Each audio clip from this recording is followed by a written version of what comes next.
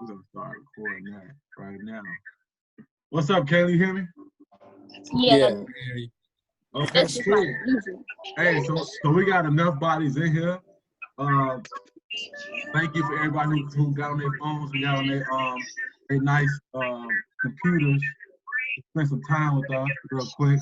Hey, so me and Jody and Jada, we talked like a couple of days ago about having like a black call. That's Coach Taylor right there. We talked about having like a black call where, black people from all over the place with different backgrounds. We got G Baby hopping in. This it's loaded. What up, Coach? Oh, what's up, Julie? Yeah, Julian. Not much, So not yeah, much. so we wanted to put a black call together where we talk about, things that's going on in today's world right now, how it's affecting us, how we can, help make change in our respective neighborhoods, how we can also use each other as resources and things like that of all kinds of things. So I put this nice group together because all these people are connected to me some way, somehow, whether it's coaching, friendship, all my babies, all my daughters, family. So, put this call together for this purpose only. We're going to, I'm going to give everybody room to talk. I'm going to ask questions. I'm going to try not to talk as much and just hear from you guys and whether you guys have to, like, maybe it's the same experience or a different experience you guys kind of lean on. So we got a couple older guys in here who can give you their experience. They're not older. We're all the same age, but they ain't 30s or nothing. But just give y'all a different perspective as well. And also a different perspective from my hometown, Chicago, and my new home in California. But that's just giving different perspective in that way. And this series is called Chicago 45. Like we did one back home. Most of you guys were part of the Chicago 45 series.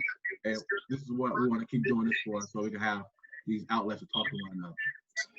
So without further ado, we're going to hop into the first couple set of questions. All right, first couple set of questions. All right. I go to my little palm palette, like he said. All right, cool. All right, so how do you view the police? So hey, come on. How do you view the police? Huh? I Hey, don't like somebody the police. mute y'all, somebody. What'd you say, come on? I said I don't like the police You don't like the police. And any particular reason why? because I feel like the police, they abuse their power. They abuse their power. Okay. Okay. What about you, Caleb? For instance, you know how they'll walk over. They like, I'll be seeing police stuff. They parked at a handicap sign. I'm like, damn, we can't do that. How y'all can do that? And then if you say something to them, they have a problem. Like they be trying to get out their body. Okay. All right. Okay, Caleb, how do you view the police? I mean, because Me? can we, Caleb Theodore, how do you view the police from this side of the world, from the West Coast? I view the police as just, I'm really not trying to give them none of my time if I can help it. So because I've seen too much shit. That's kind of where it come from, is I really just try to avoid it as much as I can, and when something happens, shit, just figure it out. You know what I mean? It's kind of something you got to do on the spot. Okay. That's kind of how I go about it. Okay, let's get like the female perspective. Jada, how do you view the police from like a female perspective? Because us guys, we all view it almost in the same light. I would assume we all just like, really? Right. I don't really have an issue with the police. Like, I mean, I've seen like stuff like firsthand that's just like bogus, like from their part. But like other than that, I don't really have an issue with them. Like I couldn't say like it's like all police are bad people kind of thing. Like I couldn't really say that. But like, I mean, because I've been in like situations where like I just got pulled over just because I got pulled over. Like no reason why they just pull me over, especially because it's the type of car that I drive. Like, so that's the only reason why. But other than that, like You got a BMW for anybody that's thinking. Anyway, big truck. It's anyway. Yeah, so like that's really my perspective on the police. It's nothing like not as like harsh as you guys see, like male wise, see the like police basically. Okay. Julian, what about you, Julian? I mean, I don't got a problem with cops. I got stories that I do got problem with cops, and I got stories that I'm good with cops. Like some cops, they cool. Like I have some cops hop out their car and play ball with me outside my house, and then some cops want to tell me during quarantine to go back inside and shit. Like I don't got a problem with cops, just some of them. Okay, now We got a couple hicks out here. You know, we got a couple hicks out here. For sure. That's out. For sure. Is there anybody right now who have like an extreme, I'm gonna use this word, PTSD with police? Say that again. Is there anybody on this call right now who have a PTSD from the police, like a post-traumatic stress, or like when you see them, your heart race and things like that? Kumar, that's one hand. I mean, the regular one. Like if you're driving and they behind you, we all know that one. Like you know that one. That's the. Oh, Kaylin, what's up? you must got some real issues, but you smiling hard. No. I'm smiling because it's like it's kind of fun. I think it's human nature for us as Black people. Not even Black people. I think it's just people in general. As soon as you see it, you might not even be doing anything wrong in the car, but as soon as you see them pass or you see them behind you, you like straighten up like, oh, like damn, I need to make sure I got my mirror fixed and everything like that. Like, but for me, I've never had an issue with them. I've been pulled over for some petty stuff, but I've also been let go of some stuff that I really should have got a ticket for or whatever, and they just let me go. Okay. But as far as having an issue with him to the point where I'm like scared every time I get pulled over, nah, I've never had a fear when I've gotten pulled over of something of that nature of what's been happening to our brothers and sisters. Like I've never been fearful when I've been pulled over, because in the end it's either I knew why I was being pulled over, or I was just like, it doesn't even matter. It's not even worth even getting into an argument with them. If it's a fix it ticket, go ahead and go get it fixed. That's it. Like I'm not going to play the petty card with you, do all that stuff. But I don't know. I've never really had that issue, but I can see how it could be an issue, and I do understand, you know, the PTSD that can come, you know, for people that have been pulled over, been mistreated by, and shoot, it might not even have to be a white person that pulled you over. It could have been one of us that pulled you over. Hey, so good thing you said that. Do we see police as black or white, or do we see them as the blue uniform? Jody? I think Yeah, I thought he was about to speak. Good. I see him, well, for me, I think everybody should see him as blue, because like, well, to me, like, as a police officer, it don't really matter if like you black or white. It's just like you follow like this. I think the police on its own is like a group themselves, and like I think of them collected as a group. So like if you, I don't know, I just see them as blue because like it's the system. It's a system that's been made up over centuries, and they follow that code. Right. And so let's just say I have, well, hopefully I don't, but like there's an encounter like with like the police or something, or like if I come across like a white one or a black one, I don't see like, oh, well, maybe the black police officer might do this and that, or maybe the white one might do this and that. I just see them as like, these are police, and like I just see them as like one. Okay. Hey, now, Devin, you from the hood of the hood. So do you view, because everybody has had like real mild, I'm not gonna say everybody has mild run-ins with them, but they haven't seen it at a severe or a high pace when you're living like in a place that you come from. Like you from the hood, you from Holy City where it's grimy. So do you see police as black and white, or do you see them as that shield? Can't really just judge them just off that. Can't hear you. Can't hear you. Hopping out the car. I don't think you judge them just from them just, from a uniform. I think you pretty much just gotta, see for yourself. We did, like I said, Okay. Okay, so I would say it depends on, like you were just saying, how you were saying. What was your name again, my man? Devin. That's Devin. Devin.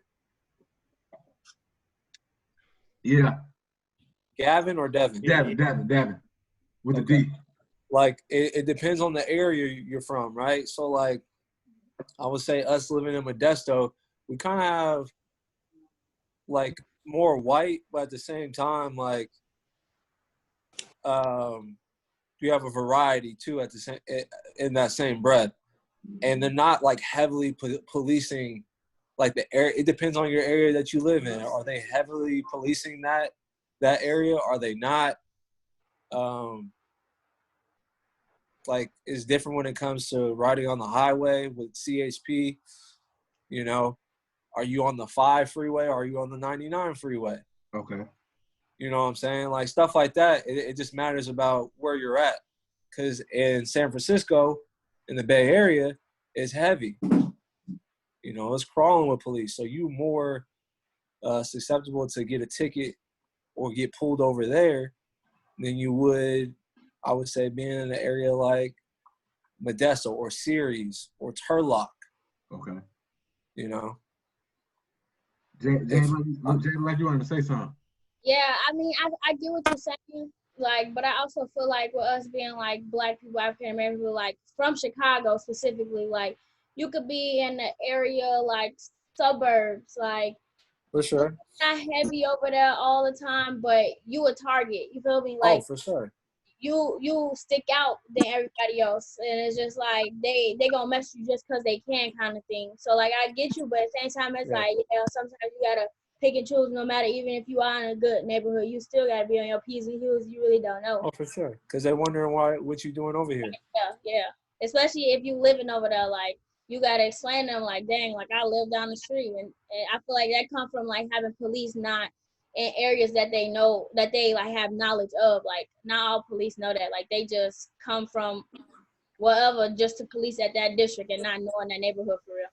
Okay, hey, so good one. Hey, Coda, do you think police should live in your neighborhood to police your neighborhood, or it's okay that they live outside your neighborhood and come police your neighborhood?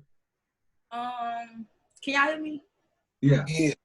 I feel like you should have lived there at least at some point in your life, because a lot of people move out the neighborhood, but they still come back. So I feel like even if you move out, you still know, like if you grew up in that neighborhood, whatever, you still know your neighborhood. You still know what go on or don't go on, or you got family there. So I would say you have to live there in some point of your life. Okay. Or even like have family there. Can I say something? Oh, go ahead. Oh, I was thinking like even if they don't live there and then like they choose like, police in that neighborhood, they should still like gain some type of knowledge of like what's going on in the neighborhood and stuff like that, and like what type of activities stuff going on. So that way, like they do come across a situation, they'll know how to like handle it properly. Question. I'm gonna push back on that one. So what if the knowledge that I obtained is only the knowledge that I was given? So let's say the Austin neighborhood in Chicago is gang infested, is poverty stricken, and that's the only knowledge I have. Right, you're not from there. That's the thing. So here's what I would say to that. Then there needs to be classes on teaching them that not every situation has to be a violent situation. If I'm pulling someone over in this neighborhood that's seen as violent, right? I need to scope it out for myself, like do some deep diving into, okay, what are other alternatives I can go into without being fearful of being in this this neighborhood? What are the things that I can learn as a policeman? So they need to go through as much class and training as they do as a cosmetologist would have to go through, Hey, or a teacher would have to go through. You took it right. You took it right out of my head. So Maya, when I give you this stat, when it says cosmetologist or barber school length is 1,500 hours compared to police academy, which is 840 hours. How would that make you? How does that make you feel when you know they? You said what? So to be a barber or a hairdresser, you need approximately 1,500 hours to get that credit, and then for the police academy, you need 840 hours to become a police. How does that make you feel knowing that it takes more to cut my bald head than to shoot me? I feel like that's like. Oh, we got. Well, it's like. You said what? No, Daniel popped in. Go ahead. I feel like that's not right because like we're working harder than they do, and then they're like killing us when we like working like harder than they actually is, and then they don't like put enough effort and like acknowledge us as what we're doing. Okay. I got a question for you, Dre. Go ahead, shoot. So going off of what you said earlier, he was asking about how you feel about like when you get pulled over and all that. I would say that if a black officer approaches me, I do feel a little bit better than if it's a white officer, like, period. So like you feel a type of way when you see them lights flash. When you see a black officer come out, you're like, it's almost like a little sigh, like okay. Let's see what's about to happen. How you feel? Like, does it matter to you what color the officer is? I mean, to me personally, I would rather it be my mother, if anything. But it don't really matter. I get what you're saying. You feel a tad bit comfortable, with someone who looks like you. But then also you got to think about, as a black officer playing in a white predominantly sport, they got to play a little different. So when they get to me, they're gonna talk a little bit jazzier than what they used to talk. They're gonna be like, man, what the fuck you? They're gonna talk a little harder to me. They're gonna try to show them chest and show their big still. Facts. So it's kind of a little different for me because I don't really care who it is. I'm just kind of like, let me get away from you. Because if you black, like I said, you playing that white predominant sport, 10 times out of 10, if you don't get down on me, you'll go back to your spot and they'll get down on you. Because it's a pecking order. Like, you got to work with them because they got a big group behind them, and you coming in, you're only 10 black officers in the whole force. Once they say, you know what, you know good for us, let's say they can be outside and some go down and they don't got your back. So I understand that trickster game that they playing as well. So I'm kind of like, I'm still kind of, I don't know, because I didn't like, we all seen like crazy stuff with the police. I didn't see like some weird ass, they put beams on your head. I'm like, so I don't want to deal with no police. You know what I believe in? Go ahead. I feel, you know how you get like certain high schools, right? You gotta go to the high school, you gotta be in that district. I feel like I should be like a police officer. They gotta be in that district to work in that district. That's supposed to be the rules, but they don't follow that rule. That's the issue. They don't fully follow that. That makes sense, though. Yeah. He's got a good point there. Like, if there is a way to actually get the people from the community to serve the community, that way there's less bullshit happening because they're understanding of how the community is, that will probably prevent a lot of things from happening. Okay. So Julian, from having like the outside perspective on like the inner cities, because the way our neighborhoods get police here is very, very. You kids will love it from where y'all from. Y'all will love the way it's police. You don't really see them. What ways do you think the police could be improved, like over the course of like the whole like state and the whole country, pretty much? In what ways do you think it could be improved? What can be improved? Better like a better system. Like when they come to you at your window, like when they pull you over, come with a better attitude. Most cops that I've been pulled over by come with a bitch attitude when it comes to me, all rude. And I'm like, bro, chill out. You gotta calm down. Like there's nothing wrong. You pulled me over for a turning signal. Like if cops would have a better more rules to follow for themselves than just going about their day, because nobody's watching them. If they were being watched at every step, they'll be in a straight line, not trying to mess up, because they know they can get in trouble when they get back to the office or whatever. Okay. Hey, my new college graduate, Devin, what ways could they improve, you think? You said improve? Yeah, improve. Yeah, improve. They can't? Yeah, no, it can't. It's pretty much impossible, to be honest. We seen this go on 68 in the Watt riots and stuff like that, happened in 92, Rodney King. It's just never go in.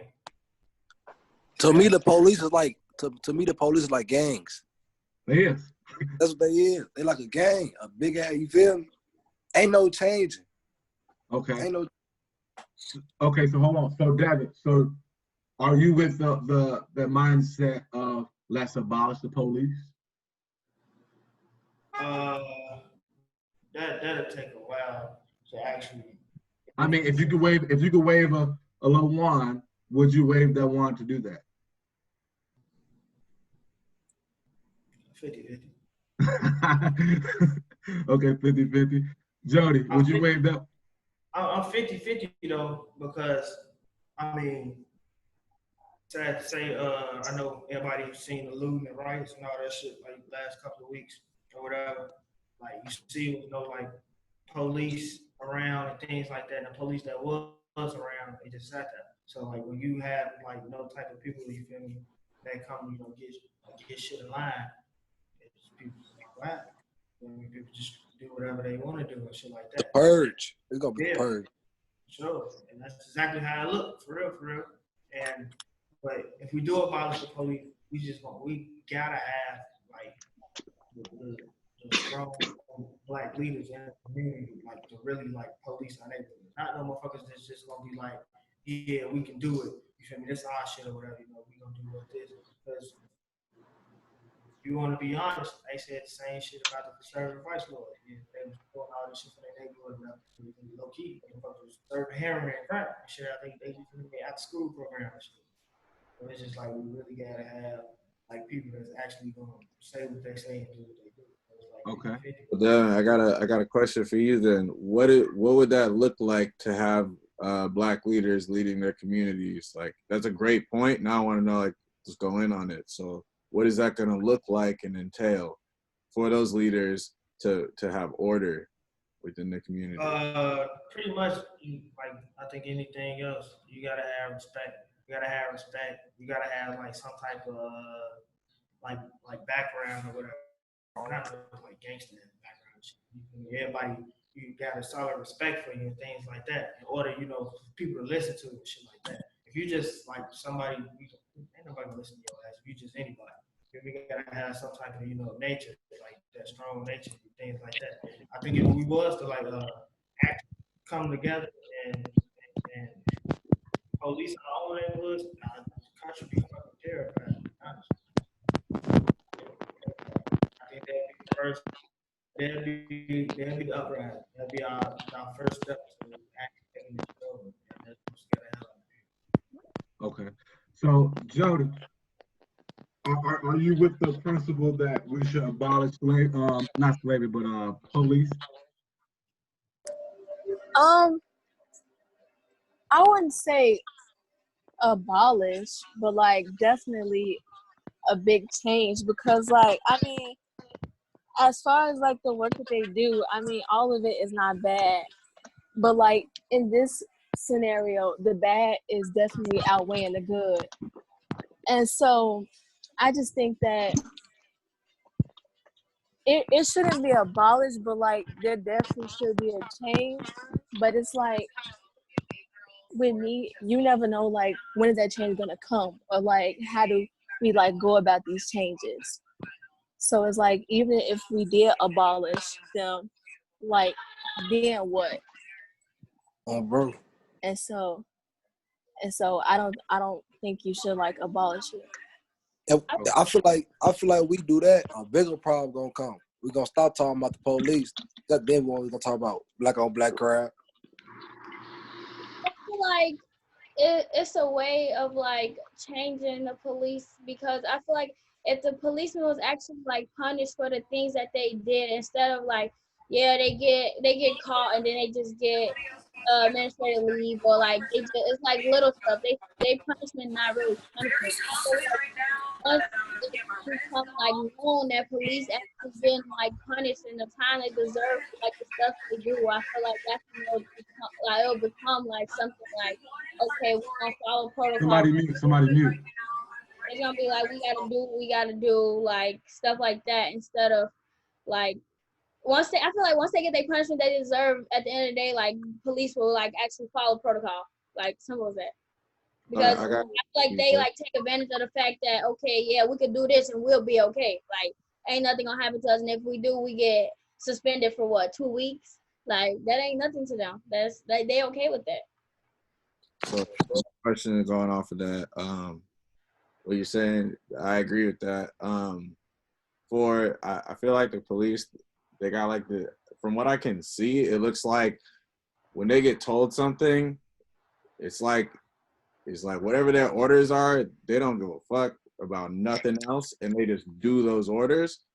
And then the issue lies in the people when they see them doing those orders, which is clearly ethically wrong in like plenty of situations. That's where it's like, okay, they're working their job, but it doesn't look like the police ever are conflicted about making the right ethical decision. And I feel like if they were able to override whatever orders they got and say, look, ethically, I don't believe this is okay, without getting repercussions for making the right decision, I feel like if there was more of that, there would be less shit happening. I don't know how like to do all that, but I feel like it's just an issue of ethics. Like, you're a human being at the end of the day. You know damn well what's right and wrong. You give a fuck about an order. You're not like, you know what I'm saying? Like, Yeah, you got. sure. So you asked a question earlier. I'm gonna pose it to Julian and Maya and Kayla. I'm gonna pose a question to them. What does that black leadership or black power look like? Like Devin spoke about and Caleb spoke about. What does that look like or entail for our communities? How will that work? Okay, for one, like supporting each other first off on black, because a lot of us not supporting our black community or like promoting like some of our stuff. That's one. Somebody want to go? Keep going, Julian, you got anything? What was the question about you breaking up when you were saying it? Oh, my bad. Like Caleb and Devin spoke about, as far as like that black power, that black leadership, that black unity. How does that look like in the neighborhoods?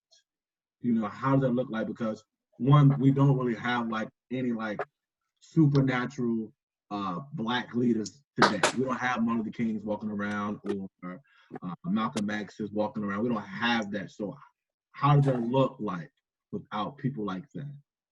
And how do we get to a place where we have those resource hubs, those communities where it's predominantly ran and strong held by black people that are like me and you, if that makes sense. Well, I mean, for us out here, I know where our black neighborhoods are, they beef a lot. Like, and there's some people that get along. When those people get along around the people that are beefing, they usually are able to get people to come together. Like our protests, I know a lot of people that are out here shooting at each other every day.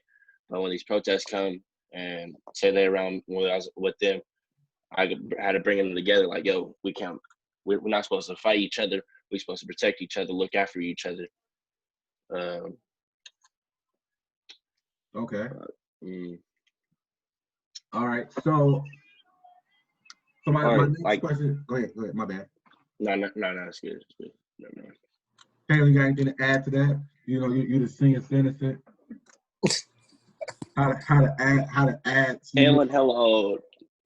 I'm old. That's crazy. Damn. I didn't know 29 was old. Slightly. I still got young legs though. So how does that look like? Because I've been watching a lot of like, you know, Martin Luther King stuff. And hey, Kyra, I didn't forget about your mama. I didn't forget about you. So how does that look like in places where it's not that? To be honest with you, it's not black leaders. It's not. I mean, we got our rappers, we got our basketball players and shit like that. But to be honest, they're not like those leaders we're gonna walk behind and march behind. They're not that. And how do we get to a place where we have leadership, we have a thriving community? How do we get to where we have our own banks and things like that? How does that look? Oof. You got 5 minutes, then we're gonna jump on the next call if y'all are willing to come back. Can I say something? Yeah, for sure. She raised her hand. That's cool. I never saw that little thing. That's cool. Okay, I was about to say, like, I feel like we should like support like black businesses like a lot more. Like it was this, I don't know if she's from like Atlanta, but it was like during the protests where they was like speaking up. I forgot what her name was. It was this black lady. She was like speaking up about like stuff that we should do and how to like protest and stuff like that. I've been seeing like a lot on social media platforms how like people been coming together. Like the Latino community has been coming together like to help us and stuff. I just feel like we should support black businesses a lot more. And then maybe if we come together again, some change will come. That's Russell, right? That's Russell Westbrook. What'd you say? I said, could I add on to that? Like, For sure. I couldn't see you, so I didn't know if you was around. I can't see you. Hi, I'm here, my boy. I'm here. But it has to be more black-owned businesses in general. Like, it's one thing to say support them. We gotta be something there to support. Mm-hmm. It gotta be more black entrepreneurs and more business owners. There has to be. We have to go back into these communities that we come from and buy everything back. We don't own anything in our community. Like, this is a question for anybody that lives here in Chicago. How many black-owned businesses do you know? No, you can ask the Modesto people too. Oh, or in y'all neighborhood. How many black-owned businesses do you know? None. Well, none that like I can go to this store and be like, oh, I know this is black-owned. This is somewhere I can go and like buy stuff, especially somewhere that's like near. I feel like a lot of people only saying like, oh, our community should be black owned or we should support black owned or don't destroy your community is because the only thing that makes it black owned or black in general is because we spend our money there because it's exactly. Like it's not because like we know who the manager is or who the CEO is. We don't know none of that. We just know it's in our community. It's down the street from our house. Like, oh, let me go here real quick. Like it's convenient for us. And because majority black people live over here or live around here, that's what makes it like, oh, this is our community, don't destroy it. But at the end of the day, it's really not our community. Like it's not. We just here.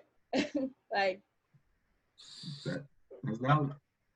And then another thing with supporting the black-owned businesses, I feel like another reason why a lot of black-owned businesses fall off or don't get as much support is because a lot of black entrepreneurs or whatever are so unprofessional. Like they just, I feel like they head be too big. Like, and it just be like, dang, we just trying to support or we trying to do this.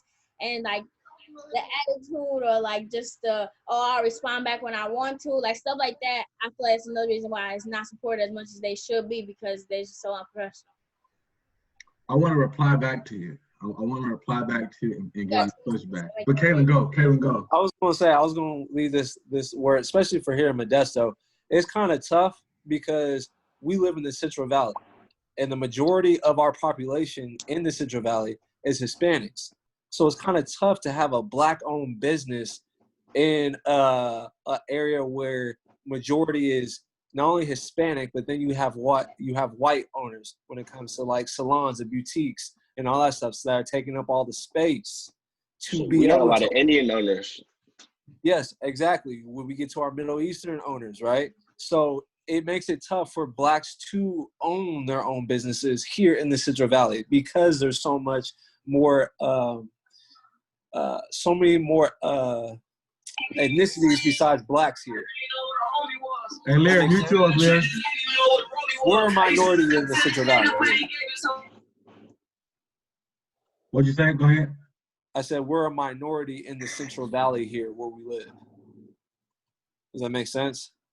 For sure. So it's like it's tough. It's tough to say, to support, or even have that leadership of us to like lead, right? Because there's only few of us. So like, what community are we leading? Where every neighborhood you have more Hispanics in the neighborhood than you do black, right? Or here at our high schools where where my wife works, there's only one black teacher.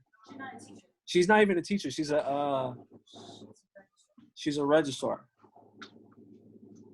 Okay. So when we don't have those types of faces to familiarize ourselves I'm with, gonna cut you off. So we're gonna hop out of this one because we got I think 40 seconds left. I sent everybody the link to hop back in the next one. It's the same thing. Do I gotta do it? Oh, they can just hop in the same one? I'm telling you, it's the same code. Okay, cool. No, as long as you send the link once, they can always join back in. As long as you back in here. Okay, cool. So what do I do? Just end it. It's gonna end in like 2 seconds. Yeah, just end it, and then everybody click the link. Okay, cool. All right, mama. That's why you always. That's why you there. Who the fuck? Oh,